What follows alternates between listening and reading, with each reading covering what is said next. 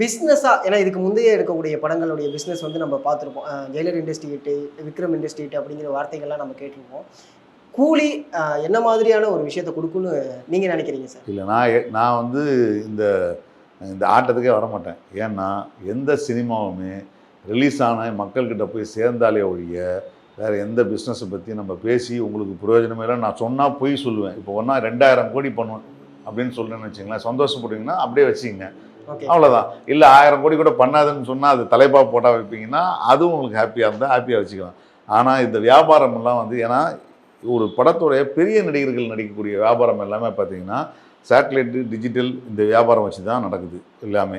இப்போது சன் பிக்சர்ஸே இந்த படத்தை வச்சுருக்கிறதுக்கு காரணமாக அவங்களே எல்லா பிஸ்னஸும் பண்ணக்கூடிய எல்லா பிஸ்னஸும் பண்ணிக்கிட்டு இருக்க காரணத்தினால அவங்களுக்கு இது வந்து விற்றாதான் லாபம்னு சொல்ல முடியாது இல்லையா?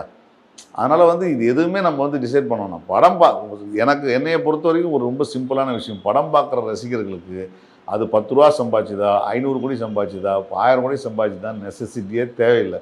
படம் நல்லா இருக்கா இல்லையா, கொண்டாட்டமாக இருந்தா, நம்ம வந்து தலைவர் வந்து நம்மளை என்ஜாய் பண்ண வச்சாரா, என்டர்டெயின்மெண்ட்டாக கொடுத்தாரான்றதை பற்றி தான் பார்க்கணுமே தவிர யார் 1000 கோடி சம்பாதிச்சானா, யார் 1000 கோடி நஷ்டமானாங்க நமக்கு தேவையில்லை. இல்லை, நம்ம கொடுக்குற 150 ரூபாய்க்கு 200 ரூபாய்க்கு நல்ல தரமான ஒரு படம் என்டர்டெயின்மெண்ட் இருந்துச்சுன்னா போதும். இல்லை, எதுக்கு அதை பற்றி பேசிகிட்டு இருக்கணும், ஏன் அதை பற்றியே திரும்ப திரும்ப பேசணும்? இந்த ஒரு முக்கியமான விஷயம் தெரிஞ்சுங்க, இந்த 1000 கோடி கிளப்புன்றதே வந்து கார்ப்பரேட் நிறுவனங்கள் மூலமாக உருவாக்கப்பட்ட ஒரு பிம்பம்.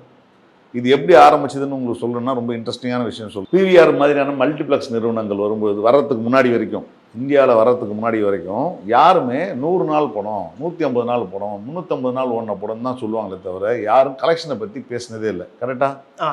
அப்படி இருக்கும்போது எப்போ திடீர்னு உங்களுக்கு வந்து ஒரு நம்பர்ஸ் வர ஆரம்பிக்குது, நம்பர்ஸ் முக்கியமாக வர ஆரம்பிக்குது.